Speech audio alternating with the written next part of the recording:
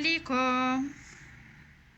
كيف الحال؟ جيت نصور معاكم هذا الموديل هذا ديال قفتان بالكروشي، الجوزة معمرة بالعقيق كما كتشوفوا.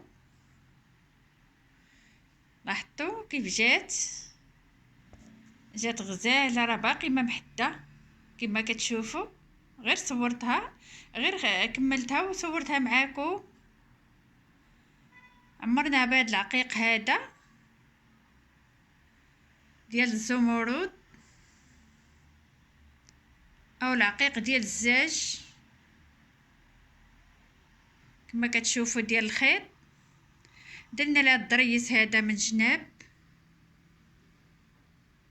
كما كتلاحظوا، نص طوق طبعا.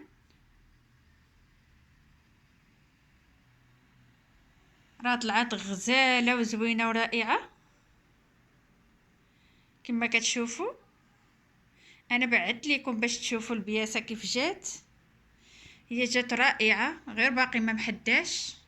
حتى هاد العنق ديالها دورناه بهذا الضريس هذا كله، الدوره ديال العنق كلها، ودرنا لهداك الضريس متكي. عطيتكم غير فكره ديال هذا الموديل هذا، اللي بغاتو تلقى الفكره وتخدم القفتان ديال هذا الكميم هذا.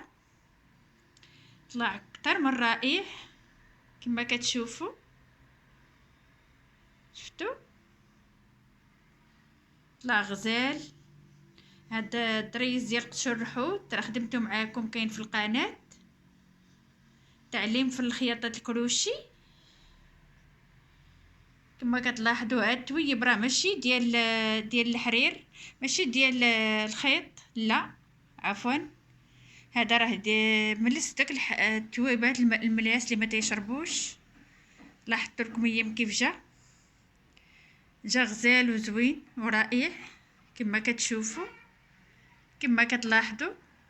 اللي بغات الخدمه تخليها لي في التعليقات نخدمها معاكم، علاش لا.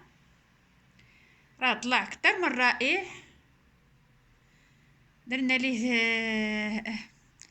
هاد الضريس هذا راه درتو من الجناب ديال الخدمه، لكن ديال الكمام درنا قشور الحوت كما كتشوفوا. هنا دور الدوره كلها في العنق. الى عجبكم الموديل خلوها لي في التعليقات في القناه، تعليم في الخياطه الكروشي. الى اللقاء فيديو قادم.